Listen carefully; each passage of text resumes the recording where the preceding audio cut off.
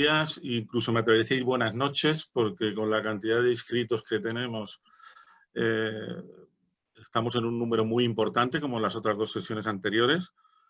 Gracias, presidente, gracias, Mari Carmen, por vuestra introducción. Y espero que esta jornada, esta sesión que vamos a moderar Elena Crespo de Acciona, miembro del Consejo de Dirección, y yo mismo, Carlos Torroja, también miembro del Consejo de Dirección, sea tan interesante y tan atractiva como las otras dos anteriores que hemos tenido, ¿no? En la jornada de hoy vamos a tener la oportunidad de conocer nuevos y destacados avances en el ámbito de los productos químicos utilizados en nuestras plantas de tratamiento de agua, que a veces parecen un servicio auxiliar y sin ellos no sería posible un eficiente funcionamiento de todas nuestras instalaciones en todas sus partes del proceso.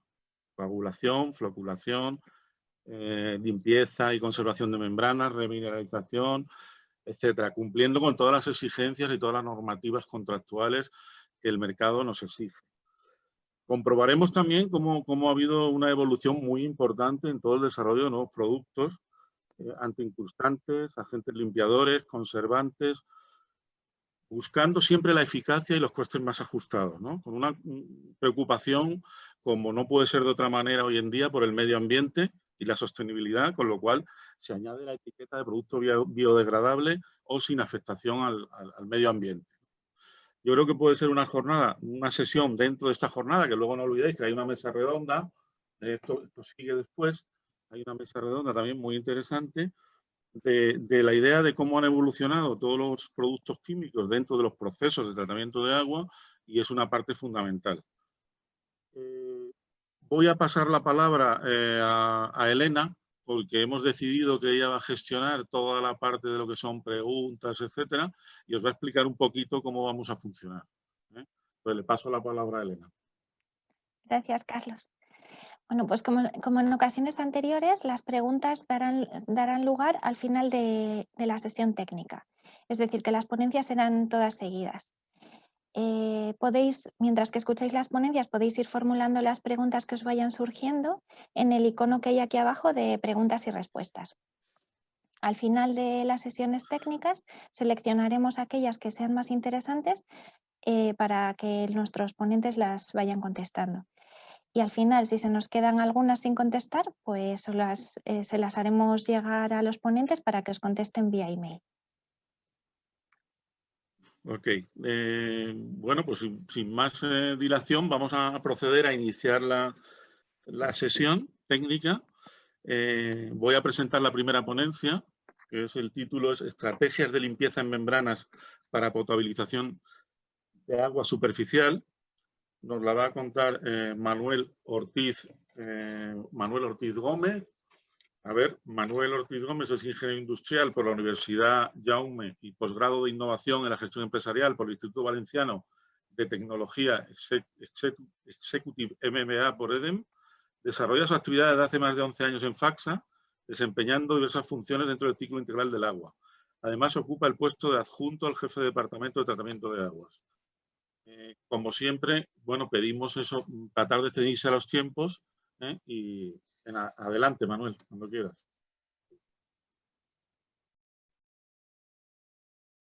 Tienes el micrófono cerrado, Manuel.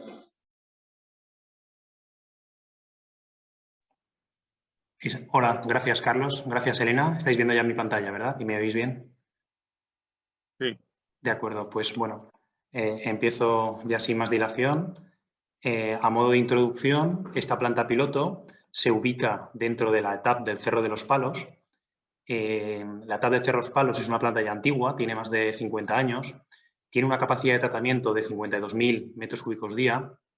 Abastecemos desde aquí a más de 100.000 habitantes, que son Toledo capital y algunos municipios también cercanos, y trata el agua de dos embalses superficiales, Torcón y Guajaraz, de capacidades de almacenamiento muy diferentes.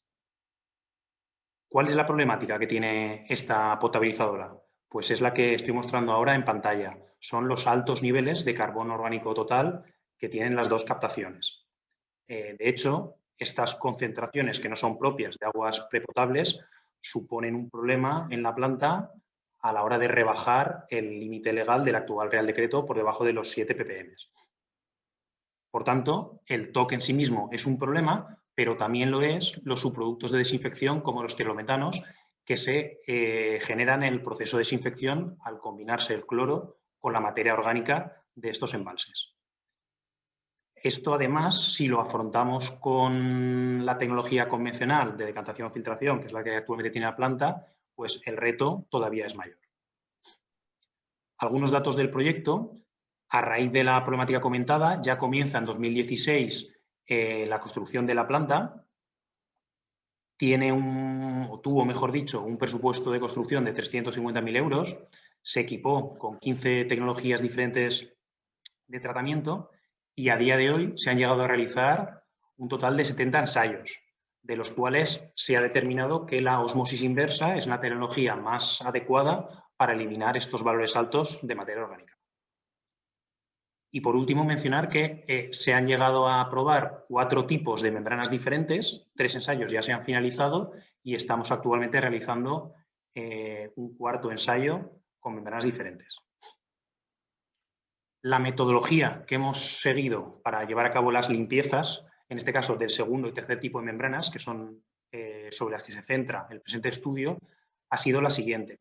En cuanto a la secuencia de limpieza, la membrana A ha tenido básicamente una estrategia encaminada a eliminar el ensuciamiento orgánico a través de limpiezas básicas y la ayuda de un detergente, el dodecilsulfato de sodio. Después, una tercera limpieza la hicimos ya ácida porque nos estábamos dando cuenta que además del ensuciamiento orgánico también teníamos ensuciamiento inorgánico. En la membrana B, sin embargo, al saber que también teníamos gran parte de ensuciamiento inorgánico, comenzamos realizando limpiezas combinadas, básicas y ácidas, para terminar realizando un par de limpiezas básicas. En cuanto a los agentes limpiadores utilizados, se usó sosa al 0,1%, el surfactante que hemos mencionado antes, y en cuanto a los ácidos empleados, aquí hay una diferencia porque en la membrana A, bajo la recomendación del fabricante, utilizamos ácido fosfórico y para la membrana B utilizamos ácido cítrico. Y por último, para las etapas del proceso de limpieza se han seguido de forma general las fases más comunes. Iniciamos la limpieza con una recirculación lenta, a continuación una fase de remojo, para terminar con una recirculación a mayor velocidad, antes del enjuague y lavado finales. Eso sí, con los diferentes matices que cada uno de los CIPs ha ido requiriendo, como por ejemplo emplear más o menos tiempo de remojo, descartar más o menos volumen de la solución de limpieza al iniciar el proceso, etc. Mostrando ya los resultados de las limpiezas, voy a mostrar 3 gráficos diferentes de 3 parámetros distintos.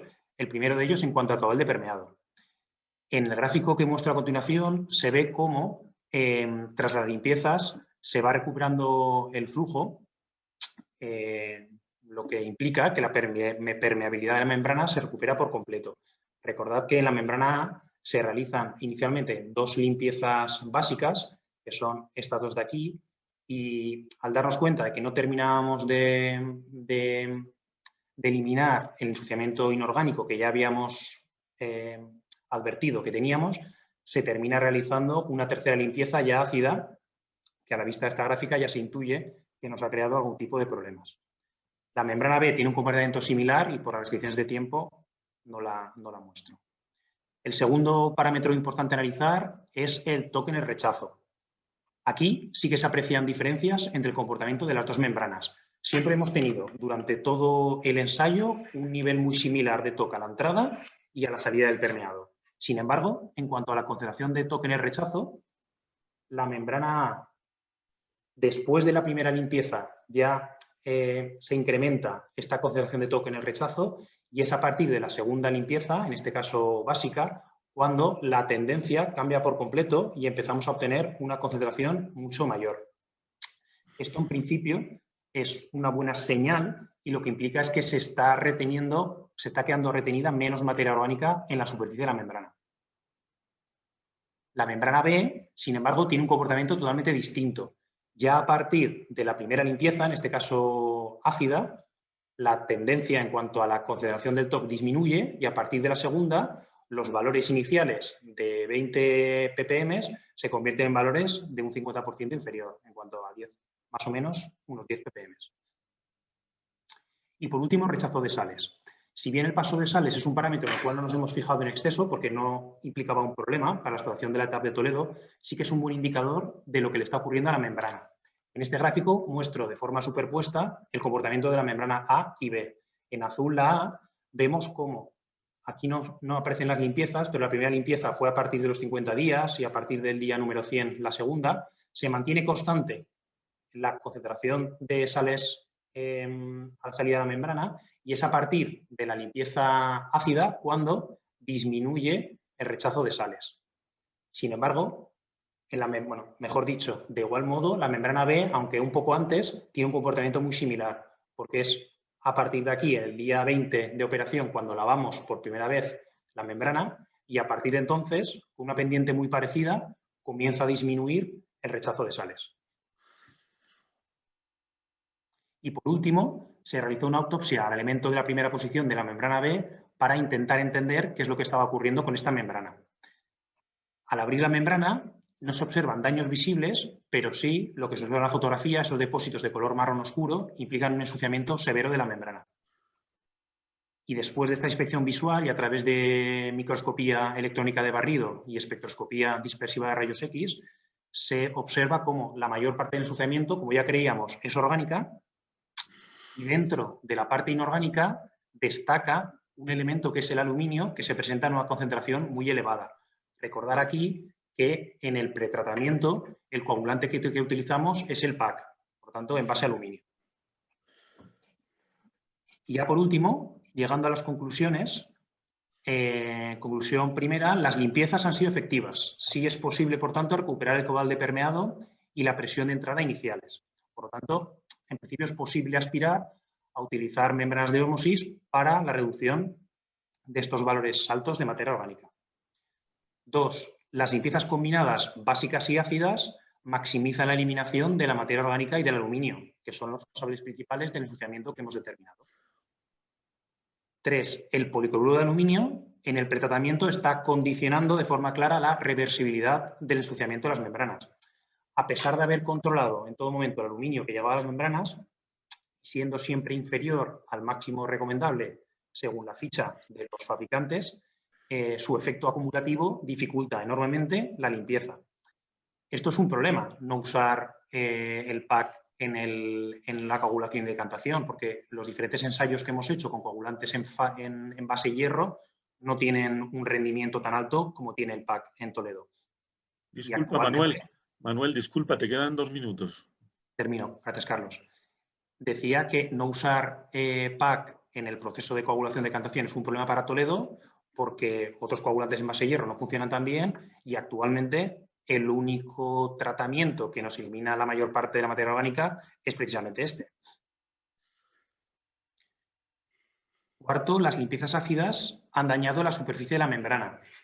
No sé si los propios productos de la receta empleada o más bien el efecto de la limpieza al retirar estos depósitos inorgánicos.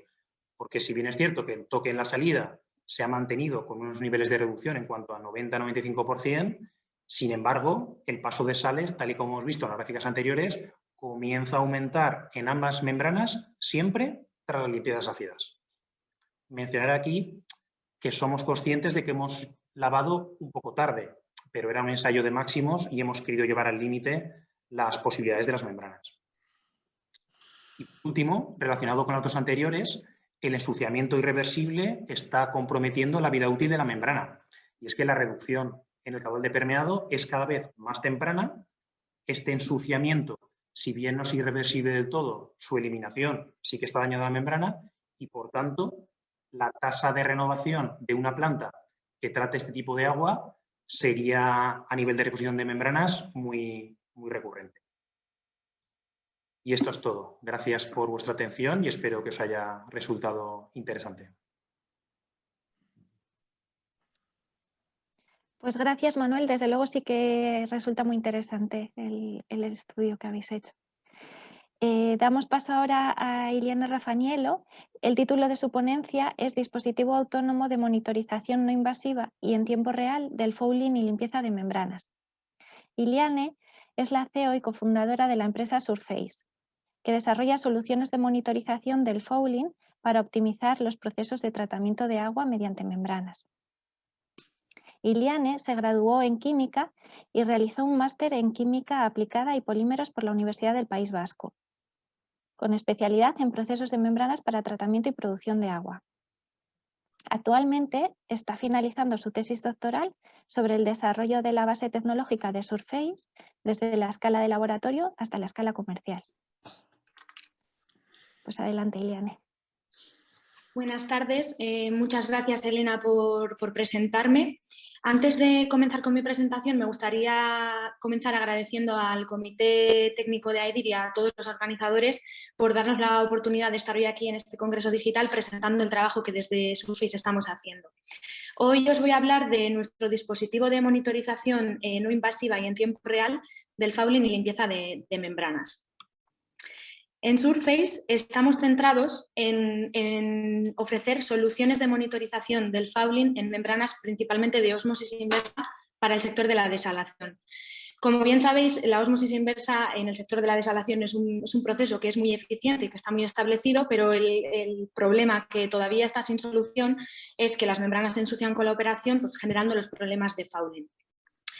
Actualmente existen muchas tecnologías que permiten intentar entender cómo se genera este fouling y poder tomar acciones en consecuencia, pero tenemos un umbral de detección por el cual por debajo no hay ninguna tecnología en el mercado que permita detectar el fouling con la suficiente anticipación para poder tomar acciones y poder planificar los mantenimientos de la manera más eficiente y sostenible posible. De hecho, actualmente los costes de operación son más elevados y no tenemos mucho control en lo que al fouling refiere en nuestro proceso. En el sector nos hemos ido moviendo desde métodos correctivos hacia métodos más predictivos, que es lo que se está haciendo actualmente. Se intenta minimizar el impacto del fouling aplicando diferentes estrategias. Comúnmente lo que todos conocemos es los cambios de flujo del agua filtrada o caudal o de la presión que hay que seguir aplicando para que la desaladora se mantenga eficiente. El problema con esta medida es que cuando reaccionamos ya tenemos el problema encima. En cambio, hay otros métodos que se basan en combinar este tipo de medidas junto con otros parámetros que tienen que ver con el agua, como pueden ser conductividad, pH, carga orgánica, e intentan buscar planteamientos que permitan ofrecer un método preventivo a la planta. Y cada vez más se está utilizando la inteligencia artificial para buscar métodos de mantenimiento que sean más predictivos. Si bien es cierto que todas estas aproximaciones son muy útiles, la fuerte limitación que tienen es que muchas de ellas están basadas en medidas indirectas que tienen que ver con el agua.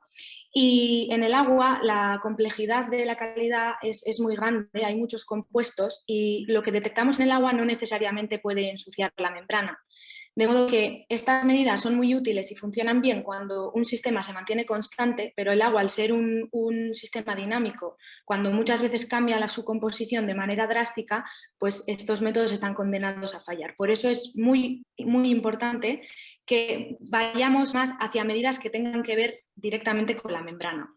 Y en este sentido hay muchas tecnologías que intentan medir lo que está sucediendo en la superficie de la membrana, como por ejemplo la impedancia, pero la interpretación de sus resultados suelen ser normalmente complejos y eso pone la practicidad de esta tecnología se compromete.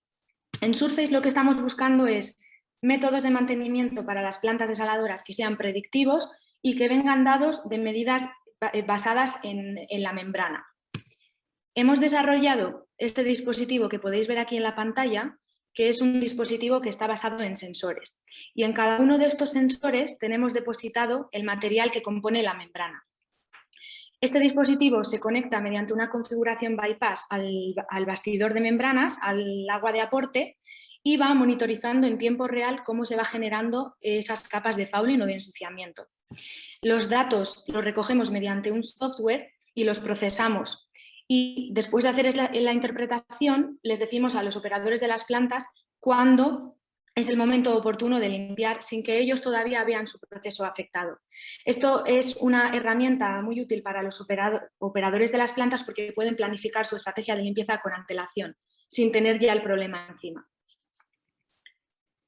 Actualmente, como sabéis y como he explicado antes, lo que se hace, nosotros tenemos nuestro proceso de filtración eficiente al 100% hasta que llega un momento que el caudal de agua disminuye y nosotros sabemos que es momento de limpiar, de parar la planta y hacer esa parada técnica de limpieza. Esto lo denominamos como la detección convencional. Y en este punto se asume que hay un grado de suciedad y que está colmatando nuestra membrana, pero en realidad es un supuesto, porque como he dicho antes, no tenemos un método que nos mida directamente la membrana lo que está sucediendo. Por lo tanto, no tenemos un control exhaustivo de lo que está sucediendo encima de nuestra membrana. En cambio, si conectamos nuestro dispositivo Surface a la planta de ósmosis inversa, lo que estamos haciendo en todo momento es monitorizar el grado real de ensuciamiento, y esto nos permite dar un paso atrás y poder predecir y avisar al operador cuándo tiene que hacer esa limpieza predictiva, mientras que su proceso todavía está eficiente. Le damos ojos al operador en este sentido, es como hacer un zoom sobre la membrana. Y esto es muy interesante no solo para planificar los mantenimientos, las paradas técnicas, pero también para conocer en todo momento qué es lo que está pasando en nuestro sistema. Hemos hecho una prueba con nuestro sistema en una planta de ósmosis inversa piloto en la que nos hemos conectado y hemos ido monitorizando cómo se ha ido generando este fouling, hasta que ha llegado el fouling a un grado elevado donde se ha decidido que había que hacer la limpieza química. La hemos monitorizado también y después se ha llevado a cabo el proceso de enjuague y de aclarado. Después de haber hecho este proceso, hemos visto que haciendo el método convencional, lo que llamamos nosotros el método convencional, se quita un 50% del ensuciamiento, de ese fouling. Y en un segundo ciclo hemos monitorizado otra vez cómo se va generando nuevamente ese fouling, pero esta vez hemos decidido anticipar ese momento de limpiar, como podéis ver en el gráfico. En este caso lo que hemos hecho ha sido aplicar una limpieza predictiva para un ciclo y después de haber hecho la limpieza y el aclarado, ver a qué nivel se ha quedado el fouling en este caso. Y en este caso se ha quedado un 20%. Lo hemos repetido en otro segundo ciclo y hemos visto que también se ha mantenido al 20%.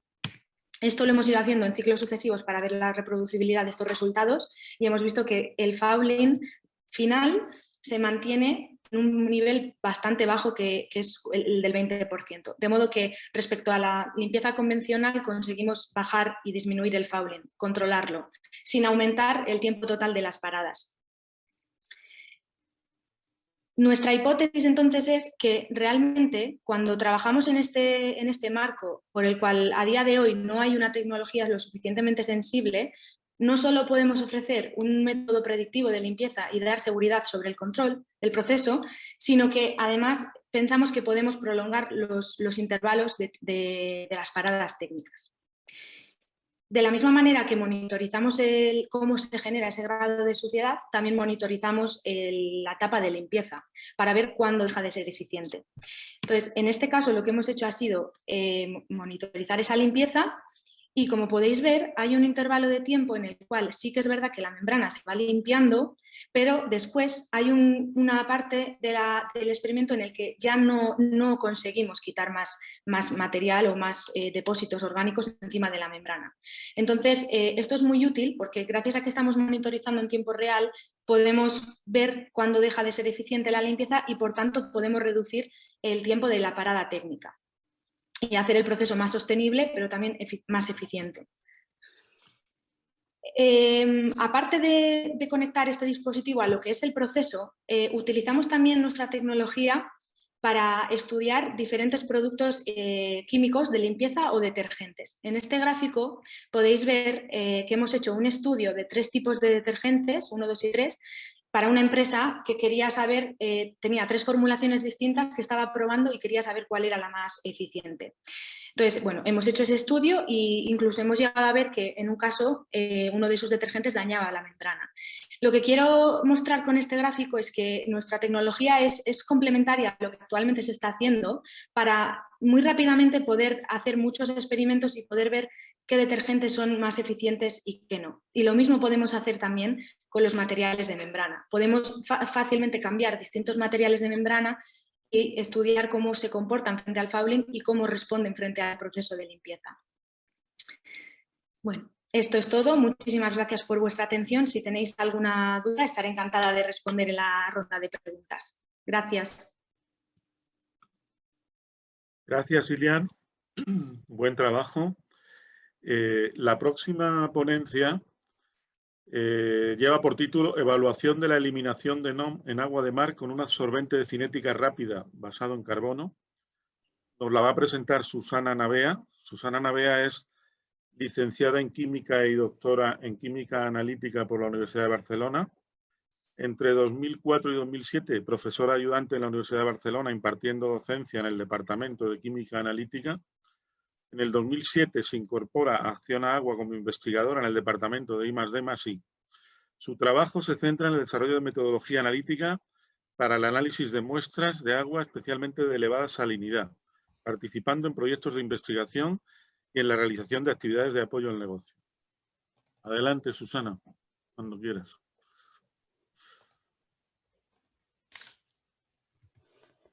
Gracias, Carlos, por la presentación y gracias a todos por la asistencia al Congreso. Mi presentación va sobre la evaluación de la eliminación de materia orgánica natural en agua de mar, empleando un absorbente basado en carbono de cinética rápida. La presentación la he estructurado en 4 apartados, un apartado de antecedentes y objetivos, otro de metodología experimental, un apartado de resultados para dar paso a unas conclusiones finales. La presencia, cantidad y composición de la materia orgánica natural en el agua puede provocar diversos problemas en las plantas de tratamiento de agua, tales como el ensuciamiento de las membranas, la aparición de productos de desinfección, problemas en el pretratamiento e incluso problemas en la calidad organoléptica del agua. Por eso la selección, el diseño y la operación de las plantas de tratamiento de agua viene determinada por las características del agua que se va a tratar. Los objetivos de este trabajo se han centrado en la evaluación de la eliminación de la materia orgánica natural, NOM, en agua de mar, utilizando un absorbente Saratec basado en carbono en una configuración de una unidad de absorción-filtración con una configuración de lecho fijo. En optimizar los parámetros operacionales de esta unidad de filtración y en la identificación y cuantificación de la materia orgánica, de las fracciones de materia orgánica natural que se han eliminado. Los procesos de absorción basados en carbón activo se conoce que presentan una elevada eliminación de materia orgánica natural. Son procesos sencillos y fáciles de operar, pero por contra su efectividad depende de los parámetros operacionales y son materiales que se saturan y que se deben regenerar. Los absorbentes basados en carbón activo, el proceso de absorción viene determinado por la presencia y la cantidad de poros que presentan en su estructura. Los carbones activos presentan 3 tipos de poros. Los macroporos, que son los de mayor tamaño y que son la entrada de los absorbatos al interior del absorbente.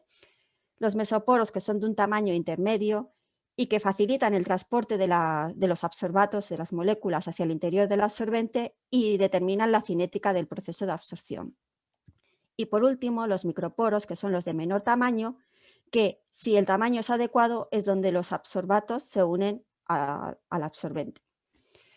En este trabajo se ha empleado un absorbente PVSAC de Saratec que por su forma esférica, su base polimérica y su proceso de manufacturación hace que tenga unas características muy interesantes. Presenta una mayor resistencia mecánica, una baja carga hidráulica, una menor pérdida de carga, una cinética rápida de absorción y una presencia elevada de mesoporos, de volumen de mesoporos y de superficie interna y en especial de mesoporos. Los ensayos experimentales se han realizado en una unidad de filtración, tal y como se muestra en este diagrama, en la cual se han evaluado dos variables de proceso: el tiempo de contacto del lecho vacío entre 1 y 10 minutos y la velocidad lineal de filtración entre 5 y 15 metros hora. Las muestras de agua de mar que se han obtenido a la salida de la columna han sido analizadas por una cromatografía líquida con detección de carbono orgánico, que nos ha permitido ver el carbono orgánico disuelto de las muestras de agua y sus fracciones. Todos estos datos experimentales han sido analizados mediante herramientas estadísticas que nos han permitido, como el diseño de experimentos, que nos han permitido, por un lado, evaluar la eliminación de la materia orgánica natural, que en este caso es el carbono, que es carbono orgánico disuelto, porque en el agua de mar la gran mayoría de la materia orgánica natural se encuentra en esta forma, y evaluar la eliminación de las diferentes fracciones que la componen, tanto de las fracciones de materia orgánica biogénica, que son biopolímeros, sustancias ácidas y sustancias neutras de bajo peso molecular, como la materia orgánica refractaria, que está compuesta por sustancias súmicas y building blocks. En el caso de la eliminación de la materia orgánica disuelta o no, en el gráfico superior os muestro el porcentaje de eliminación del carbono orgánico disuelto en función de la velocidad de filtración a diferentes tiempos de contacto. Podemos ver que la eliminación es elevada, siendo de un 40 por encima de un 40%. Si analizamos estadísticamente estos datos, vemos que en la gráfica de Pareto, que es el gráfico inferior izquierda, podemos ver que la variable más importante del proceso es el tiempo de contacto. Si nos fijamos en el gráfico de interacciones, el gráfico de la derecha, podemos ver, por ejemplo, que a velocidades altas de filtración, 15 metros hora, la eliminación del carbono orgánico disuelto viene muy influenciado por el tiempo de contacto. Por último, teniendo en cuenta que a tiempos de contacto bajos, de 1 minuto, la eliminación es alta, podemos decir que este absorbente presenta una cinética rápida de absorción. Estos datos experimentales se pueden corroborar debido a que este absorbente tiene una forma pequeña, esférica y homogénea, que le proporciona un flujo homogéneo en el lecho filtrante, y además es un absorbente que presenta un elevado número de mesoporos en su estructura, que favorece el transporte de los absorbatos hacia el interior del absorbente, donde pueden ser absorbidos en los microporos internos y estrechos. Si vamos a ver la eliminación de la materia orgánica biogénica de la NOM, que está formada por las fracciones de biopolímeros ácidos y neutros, podemos ver que los biopolímeros, que son aquellas fracción formada por sustancias de elevado peso molecular y responsables del biofouling de las membranas, se elimina con bastante eficacia, mayor del 50% en la mayoría de los casos. Y esto es debido a la presencia de mesoporos en la estructura interna del absorbente, que mejora, que facilita la absorción, la capacidad de absorción de los microporos de moléculas grandes, como son los biopolímeros. En el caso de las sustancias ácidas de bajo peso molecular, como podemos ver en el gráfico de la derecha, también la eliminación es elevada, siendo superior del 60%. En este caso, esta eliminación es debida a dos causas. Una es el pequeño tamaño de estas moléculas, apto para los microporos pequeños, y otra es la presencia de interacciones electrostáticas entre las cargas negativas de los ácidos, debidos a que estamos al pH del agua de mar, a pH 8, y las aguas y las cargas positivas en la superficie del absorbente. Estas cargas positivas del absorbente son debidas a que este absorbente presenta enlaces químicos en su estructura, carbono-oxígeno, que durante un proceso de acondicionamiento del absorbente antes de su uso, se carga de protones del medio. Por último, la fracción de sustancias neutras de bajo peso molecular, podemos ver que su eliminación es mínima y que no sigue una tendencia clara. A pesar de ser moléculas pequeñas, la ausencia de cargas parece ser que limita su absorción. Perdona, Susana, te quedan 2 minutos. De acuerdo, gracias. En el caso de la evaluación de la eliminación de la materia orgánica refractaria, podemos ver que tanto las sustancias húmicas como los building blocks, que son las fracciones que lo componen, su eliminación es alta. En el caso de las sustancias húmicas, como en el caso de los biopolímeros, son sustancias de elevado peso molecular que, como hemos mencionado anteriormente, los mesoporos favorecen que los microporos puedan absorber estas sustancias. En el caso de los building blocks, que son una fracción que proviene de la fragmentación de las sustancias húmicas, aunque tengan un menor peso molecular, también siguen la misma tendencia que las sustancias húmicas. Si miramos el estudio estadístico de los datos, hemos podido determinar tanto para la NOM como para sus fracciones cuáles son las variables de procesos más significativas, que en este caso ha sido el tiempo de contacto.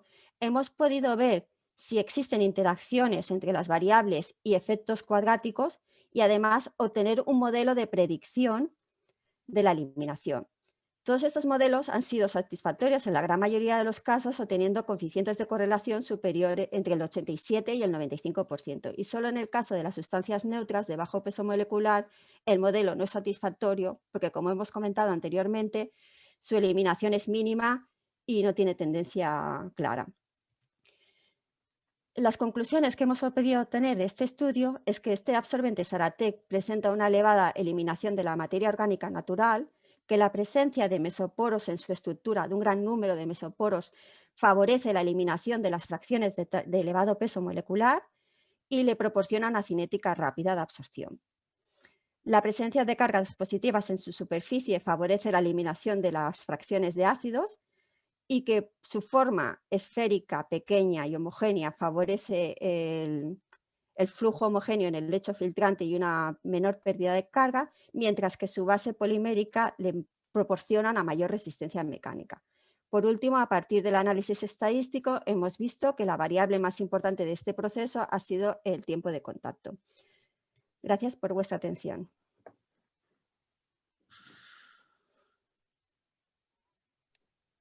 Muchas gracias, Susana. Muy interesante el trabajo. Ahora le vamos a dar paso a Mercedes Calzada. En este caso, Mercedes nos va a hablar sobre el proyecto de Desaldrone, robótica inteligente para el cuidado, conservación y vigilancia medioambiental de las plantas desaladoras. Mercedes, como ya sabéis de otras ponencias anteriores, es ingeniero hidráulica de la Universidad Politécnica de La Habana, ingeniero técnico en obras públicas, especialidad en hidrología, máster en manejo ambiental del agua y máster en innovación. Tiene 20 años de experiencia profesional, de los cuales 14 son en el grupo SACIR.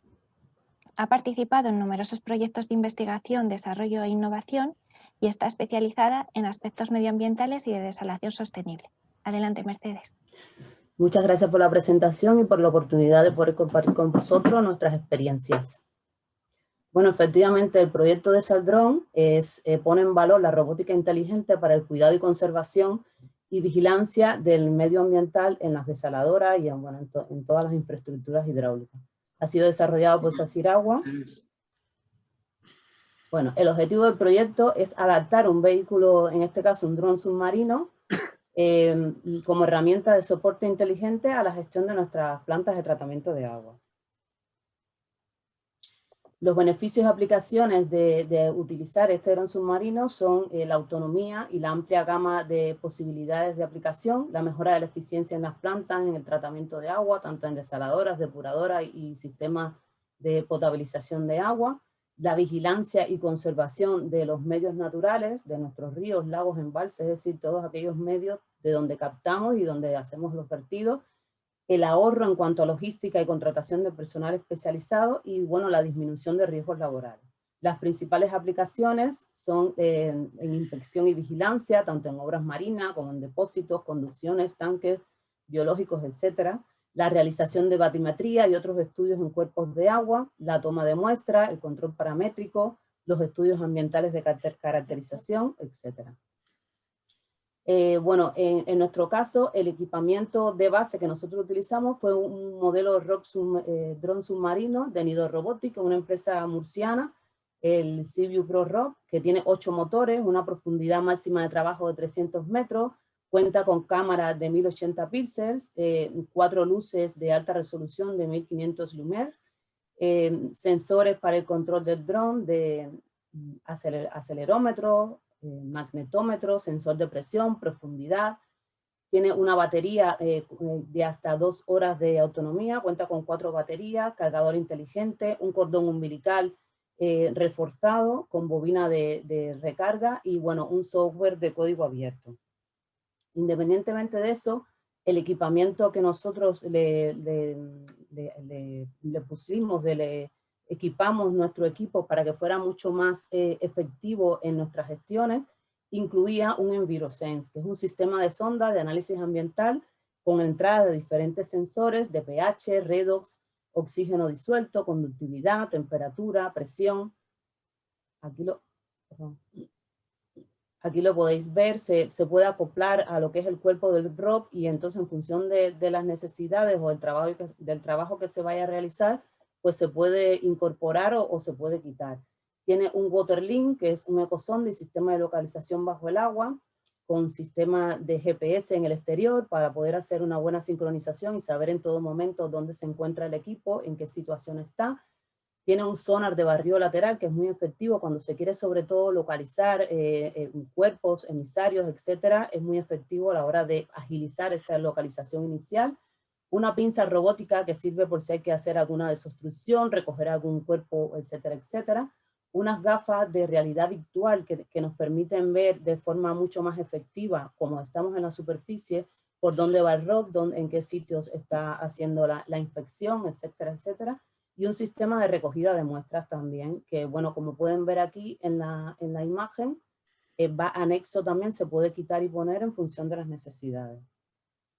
Bueno, algunos ejemplos de aplicación del dron submarino, algunas inmersiones que hemos hecho y hemos querido traer las imágenes, por ejemplo, para revisar diferentes grados de deterioro y obstrucción en las rejas de paso, en las tomas de captación abierta, por ejemplo, en desaladoras de agua de mar. A la izquierda pueden ver el grado de deterioro en comparación con la imagen de la derecha y se puede discretizar y saber cómo se va a hacer la planificación de lo que es la inspección y la gestión de lo que es el mantenimiento de esas rejas, y se agiliza mucho en el tiempo del trabajo, los recursos y el esfuerzo.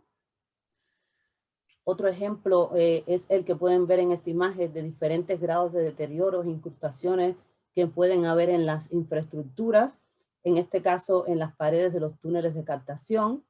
Y bueno, aquí en la imagen de la derecha pueden ver cómo se han hecho diferentes pruebas de limpieza a presión para tratar de quitar todas esas incrustaciones que con el tiempo lo que hacen es que obstruyen toda la instalación y dificultan lo que es el servicio. Aquí pueden ver otro ejemplo de una supervisión de un emisario submarino. En este caso, en la imagen de la izquierda pueden ver el estado de las bridas de unión, las incrustaciones que pueden haber. Y en el caso de la derecha, el estado de los lastres, por ejemplo, que es muy importante saber qué desplazamiento tiene, porque eso, en función de eso será el grado de mantenimiento o de deterioro o de reparación que habrá que hacer en su momento. Y bueno, como una imagen de calidad medioambiental, les traigo este ejemplo. Aquí pueden ver en la imagen de la izquierda más ampliada una estrella de mar, que es un indicador medioambiental de buena calidad en el medio, y lo encontramos específicamente en la corona superior de un emisario submarino. Así que da calidad de buen estado ambiental de lo que es el entorno donde está nuestra infraestructura. Bueno, por último les dejo con un pequeño vídeo para que podáis ver el dron en acción. Y bueno, muchas gracias por la oportunidad.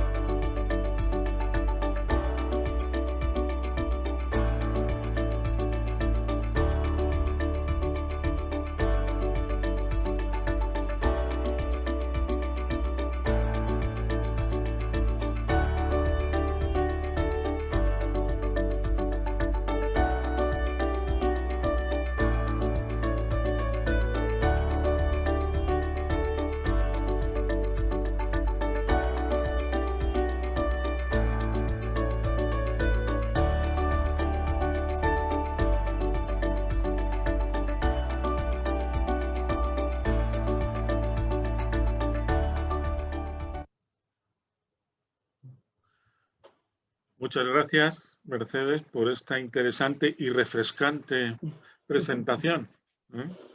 Gracias a vosotros.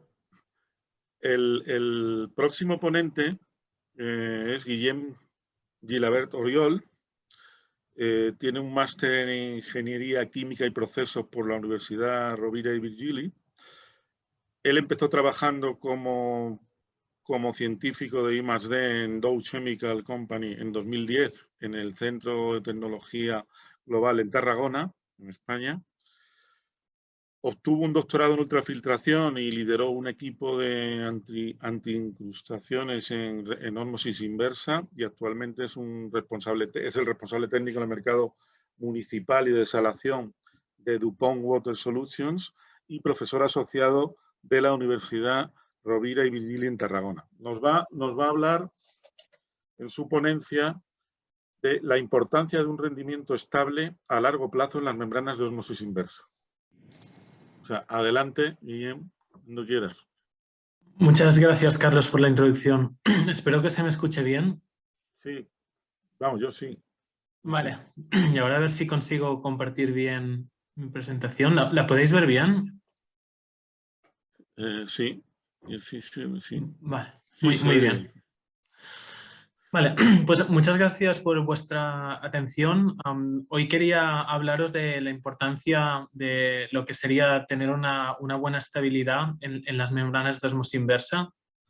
Así que sin más dilación empezaré a explicaros un poco pues, la historia. Como bien sabéis, la población pues, sigue aumentando, el cambio climático sigue su curso y empeorando.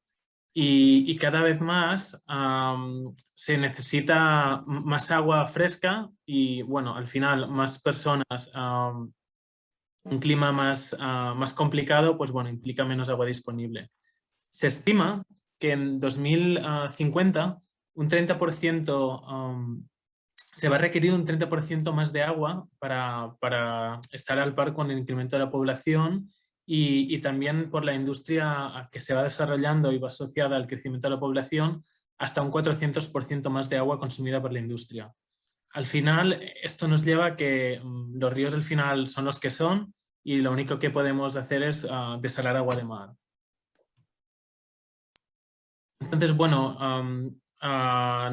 nosotros como DuPont seguramente ya nos conocéis, pues bueno, tenemos más de 1 millón de elementos instalados en todo el mundo y bueno, un montón de referencias. Aquí he puesto un poco cuatro números para que veáis, pues en la región de Europa y Middle East, 4 millones de metros cúbicos por día que se producen con nuestras membranas, la zona del sudeste asiático y Australia 1 millón y lo que sería América pues 500.000. Entonces, bueno, una de las buenas noticias es desde que empezó el boom de la desalación y se empezó a desarrollar la tecnología de ósmosis inversa. Sí, aquí he comparado datos de los 80 hasta el día de hoy. El coste de desalar agua ha ido disminuyendo y esto lo ha hecho más asequible. Si sobre los 80 estaba a $2 por metro cúbico, hoy en día, por lo que sería la economía de escala, así como los avances técnicos, mejoras en bombas y membranas, pues conseguimos llegar a menos de 50 céntimos por metro cúbico de agua desalada. Si os fijáis, aquí he puesto Thermodynamical Limit porque es un hecho que más allá de la presión osmótica, ¿no? La salinidad que tiene el agua, pues ya no puedes rascar más, ¿no? Entonces ya nos estamos acercando tanto a este punto de límite termodinámico que es importante empezar a innovar más allá de lo que serían las especificaciones de un producto. Y esto es lo que os quería comentar un poco a día de hoy. ¿Por qué la durabilidad de las membranas es un tema importante? Aquí he puesto con un cost model, un modelo de coste que está disponible en internet si lo queréis utilizar, está bastante bien. Lo que vemos es que lo que sería el reemplazo de membranas puede llegar a consumir un 5% del coste total de agua y un 12% de lo que serían las operating expenses, ¿no? Lo que sería el OPEX, los gastos operativos de una planta. Aquí he puesto un poco lo que sería dentro de estos costes de operación. Bueno, como ya sabéis, en desalación de agua de mar, sobre todo el consumo es el energético, llega casi el 50%, pero después hay otros temas que serían como mano de obra, químicos y este 12% que os comentaba del reemplazo de membranas. Aparte del engorro que supone tener que reemplazar membranas. Así que es un tema importante la durabilidad de las membranas.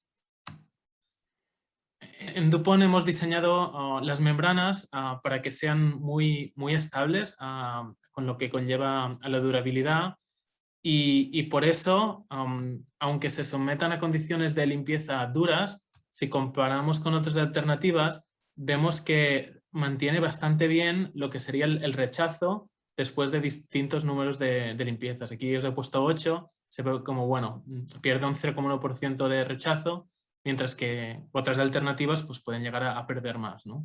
Entonces, este es un punto muy importante porque nos ayuda a que este 12% reducirlo al mínimo, ¿no? Y conseguir un ahorro importante en el que sería la operación de las plantas.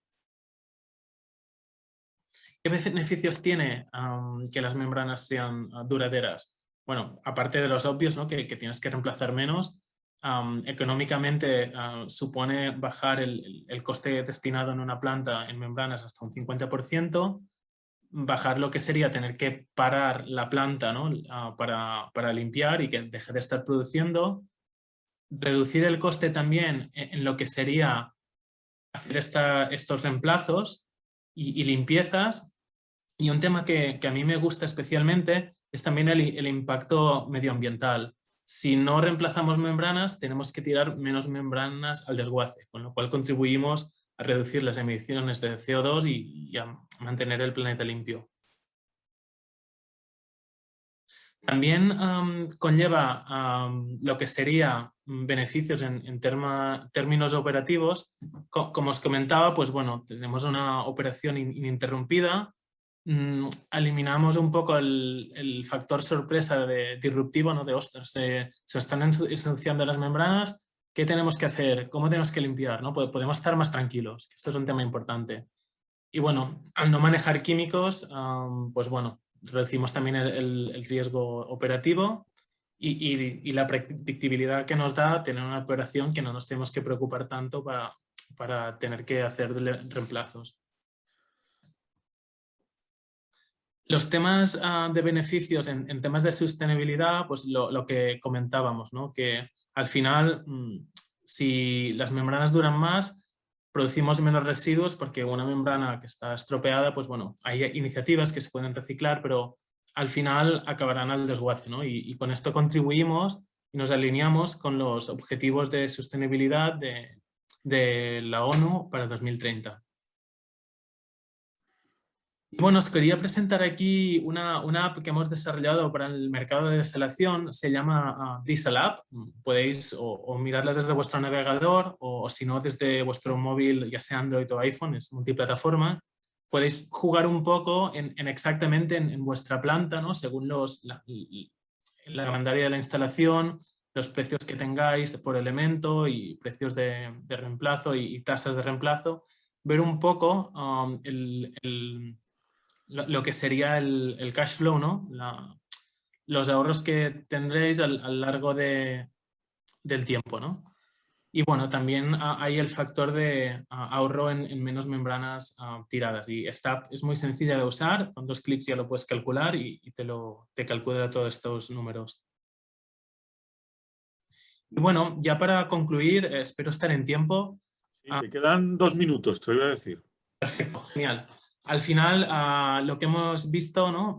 Durante esta presentación es que en el coste total de una planta la durabilidad puede llegar a suponer un 5% del coste total del agua, 12% si nos fijamos únicamente en el coste operativo y hasta un 50% de gasto en membranas, ¿no? Entonces, bueno, por parte de DuPont, al tener estas membranas, ¿no? con la durabilidad en cabeza, pues también ofrecemos garantías pues, para respaldar esta durabilidad incrementada Y bueno, tanto para OEMs como constructores, al final permite ser más competitivos, y para los usuarios finales y operadores, pues bueno, también permite reducir lo que serían los costes y estar más tranquilo, ¿no? En general, mejorando así la sostenibilidad. Y nada, esto es todo. Espero haber estado con el tiempo y que os haya interesado. Y nada, muchas gracias por escucharme. Hasta luego. Muchas gracias, Guillem. Muy interesante, sí, tu propuesta. Pues bueno, ahora le damos paso a Daniela Vidal, que va a hablarnos sobre, bueno, el título de su ponencia es Explorando propiedades especiales y aplicaciones versátiles de dendrímeros en sistemas de tratamiento de agua en base a membranas. Y Daniela es ingeniero químico que además cuenta con un MBA. Reside en Barcelona y tiene 15 años de experiencia en el sector de tratamiento de aguas. Hace 2 años que trabaja como Regional Sales Manager de la empresa americana PWT Chemicals, que pertenece al grupo H2O Innovation. Pues Daniela, cuando quieras. Estás en mute, no se te oye.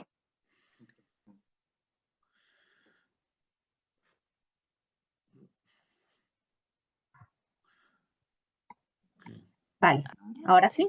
Ahora sí. ¿Y veis la presentación? Sí, perfecto. Vale, pues muchas gracias, Elena, por la introducción y bueno, a Edir por permitirnos hacer esta presentación. Bueno, como decías, vengo a hablar de unas propiedades de aplicaciones de un producto, un antiincrustante, que se basa en dendrímeros, ¿vale? Para sistemas de tratamientos de membrana. Empiezo una breve introducción, aunque supongo que estáis todos bastante familiarizados de por qué utilizamos un antiincrustante, que es de lo que se basan los dendrímeros.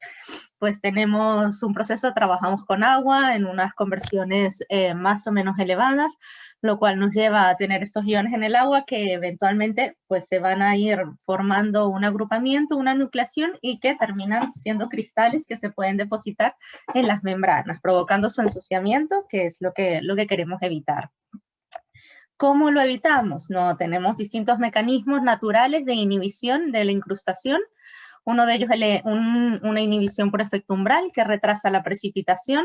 También podríamos trabajar con una modificación de cristal, modificando el crecimiento de los cristales y cambiando su morfología. Luego un tercer mecanismo que podría ser, que es la quelación, que directamente previene esta formación de los núcleos, los atrapa para que no se puedan formar reacciones. Y por último, una dispersión, ¿vale? También hace que las cargas que tenemos, las cargas aniónicas, se repelan entre sí y que este dispersante también pueda dispersar pues, o eliminar los cristales que se hayan formado, la materia coloidal. Luego, aparte de los mecanismos de incrustación, tenemos la química de los antiincrustantes, que la dividimos en 3 grandes grupos: ácidos acrílicos, sulfónicos o ácidos fosfóricos, ¿vale? Ahora yo me voy a centrar en lo que es un dendrímero, ¿no? Esta tecnología que nosotros llevamos trabajando hace más de 20 años. ¿Vale? Un dendrímero, como veis en esta molécula aquí, así toda redondita, es una estructura altamente ramificada. Muy ramificada, que tiene una configuración esférica única, lo que ya le genera unas ventajas estructurales superiores. La palabra dendrímero proviene de la palabra dendron, que significa árbol en griego. Si veis, tiene bastante similitud la forma de lo que es un árbol, las hojas y sus raíces con esta molécula. Y estas estructuras dendríticas no solo las tenemos nosotros en los antiincrustantes, sino que están en la naturaleza. Las encontramos naturalmente en los árboles, en los pulmones, en las neuronas, y muchas aplicaciones que tienen que ver con farmacéutica, biomimics o en nuestro caso tecnología de inhibición de incrustaciones. Si lo pensamos nuevamente como lo lo comparamos con nuestro cuerpo y nuestro sistema sanguíneo que es pues excepcional, como nuestro cuerpo, somos capaces de transportar y eliminar CO2 en más de 37 millones de células, ¿vale? ¿Cómo hacemos esto? Lo hacemos porque nosotros mismos tenemos una red compleja de células dendríticas que son las que permiten este desafío. Lo que nosotros hacemos es intentar copiar un poco lo que hace la naturaleza y traducirlo en la síntesis de un producto químico. Entonces, resumiendo, es un polímero, es un antiincrustante en base a polímero. Es un polímero tridimensional que está formado por muchas ramas y subramas en una columna de átomo. Lo que hacen es que aísla todos los iones, ¿vale? Para evitar así su incrustación. Son productos que tienen baja viscosidad, muy estables térmicamente, altamente solubles, una polidispersidad baja, y también tienen la propiedad de actuar como excelente dispersante, ante lo cual, por ejemplo, para plantas de agua de mar, que quizás no tenemos tantos problemas de incrustación, pero sí tenemos algunos problemas más de temas biológicos o materia colloidal, también nos va a ayudar, teniendo un efecto biodispersante.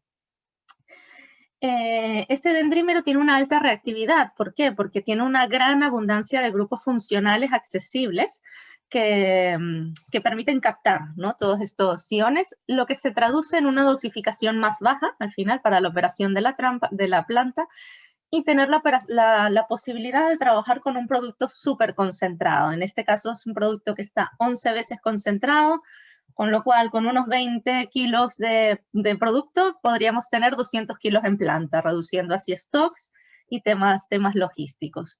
La estructura por sí de esta molécula tiene una gran integridad estructural, lo que permite que trabajemos en entornos hostiles, ¿vale? Altos pH, TDS, etc. También nos genera una mayor estabilidad, su propia forma. Y la síntesis es un proceso de síntesis que nosotros realizamos para la fabricación del dendrímero, que resulta siempre en una alta repetibilidad y previsibilidad. Y si lo medimos con una relación de polidispersidad, que es como se miden en los polímeros, el valor típico que tenemos de un dendrímero está alrededor de 1, en comparación con 1,2 o valores mayores de otro tipo de polímeros también utilizados en tratamiento de agua.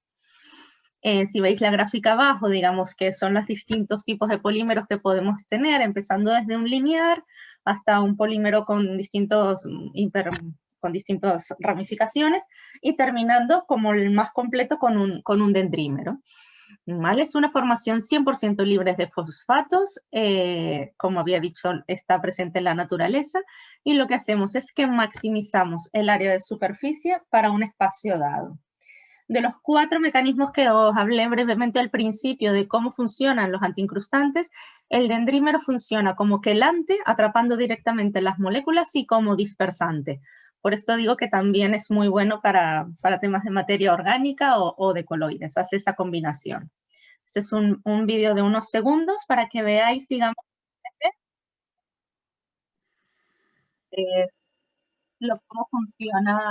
cómo funciona el dendrímero. Si veis, son estos como arbolitos redonditos que están pasando por aquí, pues atrapando directamente las moléculas, ¿vale? Y inhibiendo así la precipitación de estas sales. A ver, espera que ahora no me sale. Me voy un segundo, vale. Ahora. ¿Vale? Dentro de las propiedades de los dendrímeros, como dije, es una formación 100% libre de fosfatos, lo cual lo consideramos respetuoso con el medio ambiente.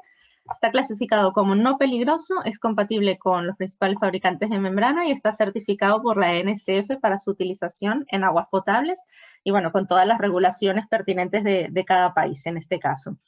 En esta tabla lo que analizamos un poco es la toxicología del dendrímero comparado con un producto en base a fosfonatos, mismas dosificaciones en un agua salobre, mismas condiciones básicamente, y en este test, el Oral LD50, lo que vemos es que al final en la utilización de un antiincrustante en base a dendrímero hace que al final sea unas 50 veces menos tóxico para el ambiente que de lo que sería la utilización de un producto en base a fosfonatos. Y ahora brevemente he elegido un único caso de estudio en una planta de tratamiento terciario de reutilización de aguas que utiliza el dendrímero como tratamiento antiincrustante. Este es un poco el detalle de la planta, de unas aguas residuales con un proceso de clarificación, tanque de aireación, etcétera, como sigue, terminando por un proceso de ultrafiltración y un proceso de ósmosis inversa, que es donde me voy a centrar. ¿Vale? Es una planta que produce trabaja un 75% de conversión, 2 etapas, y si veis en la analítica del agua, pues yo destacaría que tiene un alto nivel de fosfatos en el agua alimentación de 5.1 ppm, ¿vale? Y bueno, esta es un poco la analítica. Lo primero que Disculpa, hacemos Daniela, nos quedarían 2 minutillos programa de cálculo, el PRODOS, pues calculamos teóricamente qué va a pasar con esta agua y bajo estas condiciones de operación. Si vemos, pues todo lo que está por encima de la línea roja, en caso de no utilizar ningún producto, precipitaría. En caso de utilizar cualquier antiincrustante, pues estaríamos cubiertos. En este caso propusimos el antiincrustante a base de adendrímeros, un producto súper concentrado. ¿Qué era la problemática que tenía? Este es un caso real de una planta en India, en este caso, que tenían una disminución de un 30% en el flujo de permeado cada 5 o 6 días. La presión diferencial aumentaba y aumentaba, ¿vale? Llegando a estar incluso entre 6 y 7, ¿vale? Durante este mismo tiempo, de 5 o 6 días, con una alta frecuencia de limpiezas. Y también hicimos una autopsia que indicó que las membranas estaban obstruidas con incrustación orgánica, pero también encontraron parte orgánica, ¿vale? Ante lo cual propusimos un cambio. Para este proceso se cambió el antiincrustante y se empezó a utilizar esta solución de indrímica concentrada, también un biocida en línea por el tema de la materia orgánica, y se cambió el proceso de limpieza. Aquí veis un poco los resultados y los cambios en el agua del permeado, cómo estaba en la parte de la gráfica azul antes del cambio y después de 7 días de haber cambiado el proceso, cómo conseguimos aumentar el flujo de la planta. Lo mismo con el delta P, en la parte azul, cómo se mantenía la planta sobre un 6 y luego cómo conseguimos que fuese bajando y regularizándose hasta conseguir un 46% de reducción en la segunda etapa. Disculpa, Daniela, nos quedarían 2 minutos. Iba aumentando. No sé si me oyes. La segunda etapa, la línea roja, desde valores de 2 hasta unos valores de 9 inclusive. Cuando volvía a bajar es cuando se realizaba un proceso de CIP, una limpieza genérica. Y luego del tratamiento, sí que al cabo del tiempo hemos conseguido regularizar y estabilizar durante el tiempo esta presión en la segunda etapa, igualándolo prácticamente a los valores de la primera. Como casos destacados, nada más mencionar que, bueno, el cambio de esta tecnología en base de dendrímeros, conseguimos unos aumentos significativos en la productividad y reducción de los costes OPEX en esta planta de reciclaje de aguas residuales. Se aumentó en un 22% la productividad del permeado después de los primeros 20 días de aplicación del dendrímero. Y la fórmula superconcentrada, esto estamos hablando que se fabrica en Estados Unidos y se estaba enviando a India, al trabajar con un producto súper concentrado que se diluye en planta, al final terminó reduciendo los costes de logística y de transporte en un 90% para el cliente.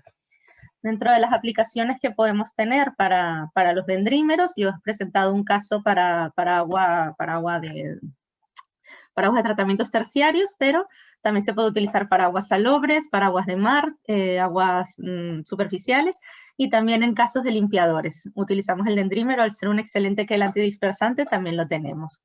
Como conclusiones, pues es una alternativa única, distinta, que proporciona unos beneficios únicos también. Cada antiincrustante utiliza diferentes mecanismos de incrustación y puedes utilizarlo tanto en desalación, industria de alimentación, minería, aguas de pozo, reutilización, ¿vale? Y como comenté, se cumple con todas las regulaciones internacionales, NSF y pues por los fabricantes de membrana. Tenemos un amplio campo de investigación que seguimos trabajando continuamente para seguir desarrollando productos en este sentido. Y bueno, esto ha sido todo. Aquí tenéis mi mail también y para cualquier duda o pregunta que tengáis que hacerme. Muchas gracias, Daniela, por tu ponencia. Gracias. La próxima ponencia, la última de la sesión, nos la va a presentar Nuria Peña. Nuria es doctora en Química Analítica por la Universidad Complutense de Madrid, por sus investigaciones en biosensores para agua y alimentos. Tiene más de 15 años de experiencia en tratamiento de aguas y está especializada en análisis de aguas y principalmente en el estudio de la identificación de ensuciamientos y daños en membranas. Ha publicado más de 15 artículos científicos, incluyendo estudios tanto en el ámbito de la química analítica como en el del tratamiento de agua. Y nos va a hablar de los beneficios del uso de un antiincrustante específico para sulfato cálcico. Adelante, Nuria, cuando quieras. Muchas gracias. Perdonad que he tardado en en entrar. Bueno, muchas gracias a los asistentes. Enhorabuena a los ponentes anteriores porque me han parecido presentaciones muy interesantes y bueno, me uno a los agradecimientos a Edith. Tenemos una cita pendiente en Córdoba porque estos foros están muy bien, pero bueno, creo que todos echamos de menos poder encontrarnos con viejos amigos. Vamos a seguir hablando de antiincrustantes. Nosotros vamos a hablar sobre los beneficios del uso de antiincrustantes específicos. Y en este caso nos vamos a concentrar en los antiincrustantes o en un antiincrustante para sulfato cálcico. Bueno, no tenemos mucho tiempo, voy a intentar ir un poco rápido, pero bueno, en cualquier caso, es evidente la presencia de los sulfatos en aguas de diferentes y que procede de diferentes orígenes, que a la hora de utilizar el agua va a ser necesario, dependiendo del uso al que se le vaya a dar, eliminar esos sulfatos porque habrá unos límites determinados, tanto para potabilizarla, control de vertidos, reutilizaciones, etcétera, y que hay diferentes procesos para eliminarlos. Nosotros nos vamos a concentrar en los procesos de tratamientos con membranas de ósmosis y de nanofiltración. Y bueno, afortunadamente Daniela ya ha comentado un poco la necesidad del uso de antiincrustantes, entonces me voy a ahorrar esta parte, pero sí mencionar que en el caso de los sulfatos es especialmente importante la selección de un buen antiincrustante porque su solubilidad es independiente del pH. Por otro lado, bueno, imagino que ya todos conocéis que en Génesis y bueno, yo personalmente trabajo en el laboratorio realizando autopsias y que son estos estudios son una fuente muy importante sobre las características de incrustaciones y de ensuciamientos.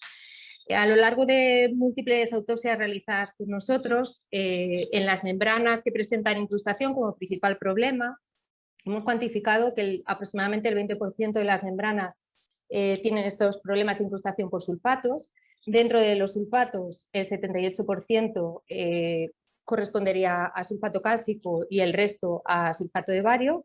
En presencia de incrustación, lo que cabe esperar es una disminución del caudal de permeado y de la retención de sales.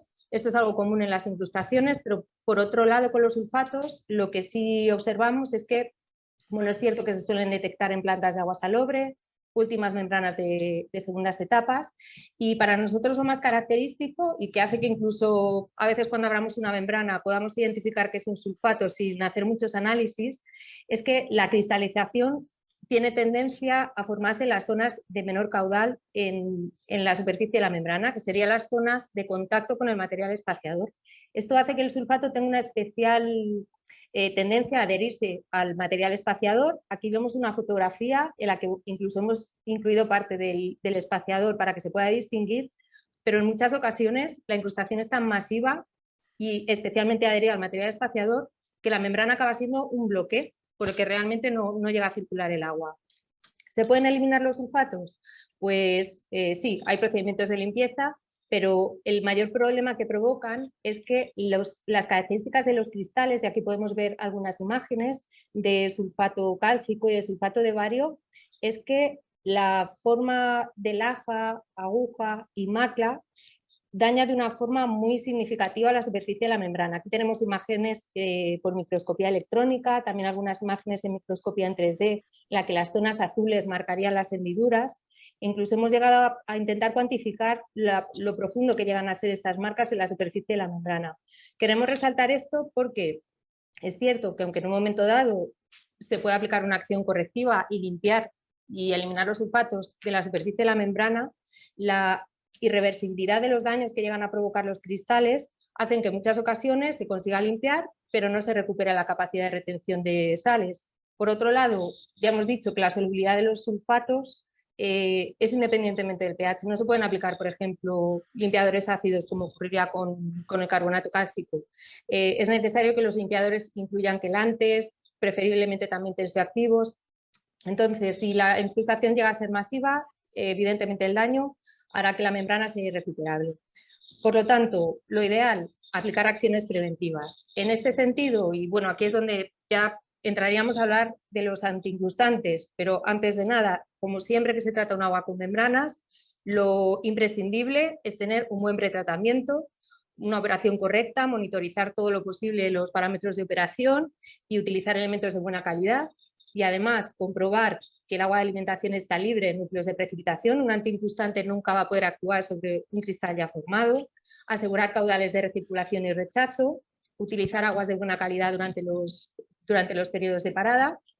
Y ya elegir un antiincrustante lo más óptimo y con la dosis óptima posible. En este sentido, pues nuevamente, ya hemos visto en la presentación anterior un poco los diferentes tipos de antiincrustantes que hay, y lo que tendría que cumplir un antiincrustante para realmente evitar específicamente la precipitación de los sulfatos sería incluir inhibidores umbral y agentes distorsionantes y dispersantes, es decir, se necesita un producto multifuncional. En este sentido, para poder elegir un antiincrustante, ya lo hemos visto también anteriormente, lo ideal es utilizar un software que realmente va a ser el que juegue con los equilibrios de solubilidad del agua y que nos permita comprobar cuál es el potencial incrustante del agua que tenemos que tratar. Aquí tenemos un ejemplo, con una determinada tasa de conversión y características del agua. Siempre en los software de cualquier fabricante de producto químico vamos a tener unas alarmas que nos dirán qué especies pueden llegar a incrustar, y una vez que seleccionemos el tratamiento del agua, lo que hemos incluido aquí son dos ejemplos. Uno sería con un antiincrustante genérico, un antiincrustante no específico para sulfatos, en el que, a pesar de que la mayoría de las especies incrustantes llegan a alcanzar un porcentaje de saturación por debajo del nivel al que podemos tener problemas, en este caso, para el sulfato nos seguiría dando problemas, y sin embargo, con el antiincrustante específico, este porcentaje de saturación disminuye de una forma significativa. A la hora de aplicar estos antiincrustantes, la mayor ventaja, bueno, las vamos a ver a continuación con dos ejemplos muy rápidos. Este es un caso que, bueno, es un clásico en Génesis porque fue una aplicación bastante exitosa de este producto. Si quieren más información pueden encontrar una publicación en nuestra página web. Lo más significativo es que era una planta con dos pasos, en la que el primer paso tenía una tasa de conversión de diseño de un 63,5%, que no se conseguía alcanzar con el antiincrustante convencional que se estaba utilizando, no se podía superar el 48%, y por otro lado la mayor problemática, incrustaciones constantes por sulfato cálcico, problemas, frecuencias de limpiezas cada 4 semanas, reemplazo de membranas muy habitual, con lo cual fue inevitable tener que recomendar un antiincrustante convencional con el que se consiguió que la tasa de conversión pasara de un 48 a un 61% y que esto conlleve además una frecuencia de limpiezas que pasó a ser anual en vez de mensual, y por tanto que el consumo energético en bombas, reemplazo de membranas, consumo de químicos y demás conllevara un ahorro anual de más de $130.000 al año. Otro ejemplo que está relacionado con la industria de la minería, en la que los problemas con los sulfatos son bastante recurrentes. Se trata de una instalación de 3 etapas en la que el proceso de osmosis se diseñó para recuperar el concentrado a un circuito de lixiviación, en el que con el tiempo iba aumentando el TDS y con él la concentración de sulfatos. En este caso tuvimos oportunidad de realizar una autopsia y pudimos comprobar que tanto en la segunda como en la tercera etapa empezaban a formarse incrustaciones de sulfato cálcico con el consecuente daño que ya hemos venido comentando. En esta instalación, además de utilizar un antiincrustante convencional, había bastantes problemas hidráulicos. Entonces, además de cambiar a un antiincrustante específico, lo que sí se hizo fue optimizar los caudales, que ya hemos dicho que es un factor también muy importante a la hora de poder optimizar una planta, y se consiguió nuevamente poder trabajar con una tasa de conversión mucho más elevada, se pasó de un 45% a un 66%, la frecuencia de limpiezas se redujo de forma bastante notable, si bien inicialmente había que limpiar prácticamente cada 2 días, se consiguió reducir de una forma muy significativa la frecuencia de las limpiezas. Son limpiezas que se tienen que realizar con bastante frecuencia comparado con otras instalaciones, pero por el tipo de planta de la que se trata, el ahorro puedo asegurar que fue especialmente significativo. Nuria, perdona, te quedan 2 minutos. ¿Vale? Sí, nada, estoy terminando. Se triplicó el tiempo de vida de las membranas y además se redujo en un 50% nuevamente el coste energético de operación. Con lo cual, la selección de un tratamiento químico adecuado y el empleo de antiincrustantes específicos es especialmente efectivo para poder optimizar las tasas de conversión y minimizar el consumo de energía en la planta, mantener la superficie de las membranas limpias y reducir la frecuencia de limpiezas y reemplazo de membranas. Y por todo ello, el desarrollo de antiincrustantes específicos para diferentes incrustaciones permite que sea viable económicamente el uso de aguas de muy mala calidad o elevada salinidad. Esto es todo. Muchas gracias.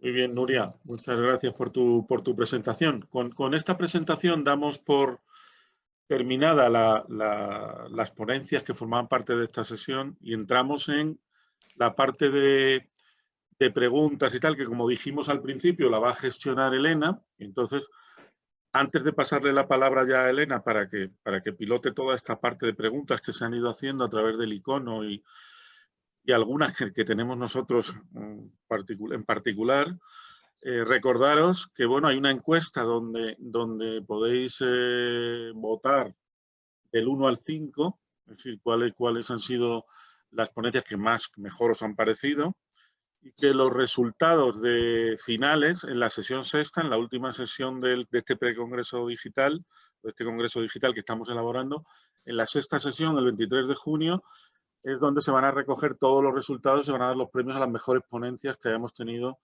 a lo largo de estas seis sesiones. ¿Okay? Entonces, bueno, le paso la palabra a Elena para que os someta a las preguntas del público, que es el que manda. Pues muchas gracias a todos, de verdad que han sido unas ponencias muy interesantes y tenemos muchas preguntas. Tenemos que excusar a Susana, que tenía un compromiso previo y no puede estar en esta parte, pero contestará las preguntas vía email, las que han salido para ella, que son bastantes. Bueno, pues empezaré por orden. Para Manuel Ortiz, tenemos una pregunta de José Jiménez, que nos pregunta lo siguiente. El comportamiento de las dos membranas que expones son muy diferentes. ¿Qué puedes decirnos de qué membrana se trata o sus características diferenciadoras, si hay algún problema de confidencialidad? Las características diferenciadoras a priori no son tales. Son ambas membranas resistentes al ensuciamiento, con un espaciador algo más grande de lo habitual, con un tratamiento de su superficie modificado para modificar esa hidrofilia del agua con la materia orgánica. El comportamiento básicamente es diferente, creemos, porque han soportado de forma distinta la acción de las limpiezas, sobre todo las ácidas. En cuanto a la confidencialidad, si queréis ponernos en contacto, no hay ningún problema, pero en fin, si queréis ponernos en contacto a la persona que ha preguntado y a mí mismo, no tengo problema en ampliar un poco de información sobre esto. ¿Dirías que son suministradores diferentes de membranas? Lo son las dos que he presentado, de las 4 que creo, si no recuerdo mal, que he mencionado, que hemos llevado a cabo, son fabricantes diferentes. En ambos casos son su mejor membrana en cuanto a la resistencia de ensuciamiento a la materia orgánica para enfocadas a agua superficial, y a priori no hay ningún elemento diferenciador entre ellas. Bien es cierto que, pues como bien se ha puesto de manifiesto, su comportamiento sí que es muy diferente. Vale, muchas gracias. Bueno, seguimos pues con Iliane. Una pregunta de Antonio Ordóñez que además yo también lo pensé cuando estabas exponiendo. ¿Cómo se evalúa el proceso de limpieza? ¿Cómo evalúa el proceso de limpieza la cantidad de fouling que queda en la membrana? ¿Es que también las muestras de membranas contenidas en los sensores se someten a limpieza? Sí. Las muestras de la membrana que están en los sensores llevan la misma vida que la membrana que está en la planta de filtración. O sea, medimos tanto el ensuciamiento como la limpieza. Entonces, para evaluar qué grado de suciedad se ha quedado después de esa limpieza, como tenemos el dato de la calibración, que para nosotros es el nivel máximo de fouling, cuando conectamos la primera vez, hacemos esa comparación. ¿Pero se limpia de forma similar a las membranas? ¿Tiene su propio...? Sí. O sea, realmente todo lo que sucede a la membrana se simula también en el dispositivo. Vale, pues muchas gracias. Nada.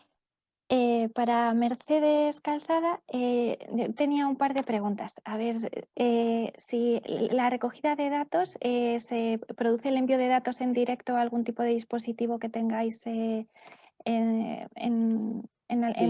tierra?